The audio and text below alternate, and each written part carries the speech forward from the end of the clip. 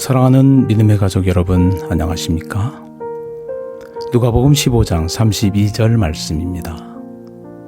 이 내 동생은 죽었다가 살았으며 내가 잃었다가 얻었기로 우리가 즐거워하고 기뻐하는 것이 마땅하다 하니라.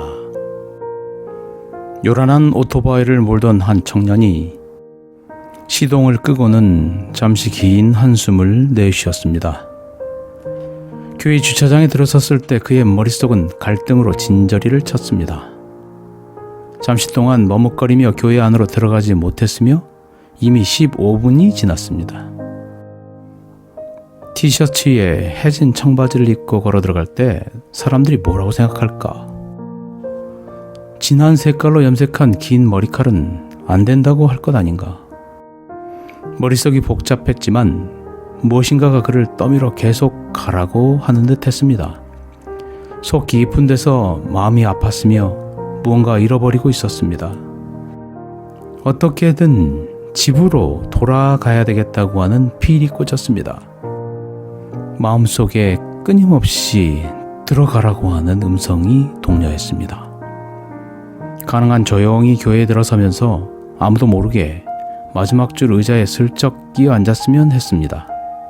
하지만 웬걸 10,000원이었습니다. 복도 쪽으로 움직였을 때 모든 의자가 꽉 찬 것처럼 보였습니다. 교인들은 정숙하게 노래를 불렀습니다. 예수가 우리를 부르는 소리, 그 음성 부드러워. 머리를 돌렸습니다. 모든 사람이 자기를 뚫어지게 쳐다보는 것처럼 느꼈습니다. 신경질적으로 그는 빠른 결정을 내렸습니다. 복도에나 그저 주저앉아야겠다고 속으로 생각했습니다. 수백 개의 눈동자가 자기 뒤에서 뚫어지게 본다고 느끼면서 순간 그곳에 앉았습니다. 자기 뒤에서 발걸음 소리가 들렸습니다. 교회의 한 장로님이 다가서고 있었습니다. 안 돼. 저 사람이 분명히 나를 끄집어낼 거야 라고 생각했습니다. 그런데 지극히 놀랍게도 이 지긋한 신사가 그 옆 마룻바닥에 앉아서 부드럽게 그의 어깨를 어루만졌습니다. 그리고 짧게 말했습니다. 와서 반갑고 기쁘다? 젊은 청년의 손에 찬미가를 짚어주며 장로님이 속삭였습니다. 여기 316장 찬미란다. 친절한 말, 돌보는 몸짓, 감동적인 설교, 식사로의 초대 등이 이 젊은 청년에게는 집으로 돌아왔다는 느낌을 갖게 해주었습니다. 성경은 여러 가지 방법으로 교회를 묘사합니다. 교회는 그리스도의 몸, 그리스도의 신부, 적은 무리, 하나님의 남은 무리, 진리의 기둥과 터 등으로 불렸습니다.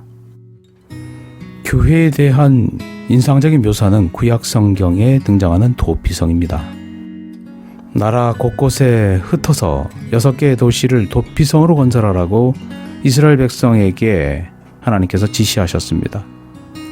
만일 누군가가 죄를 범했다면 그들의 입장이 충분히 밝혀질 때까지 이 도피성으로 피할 수 있었습니다.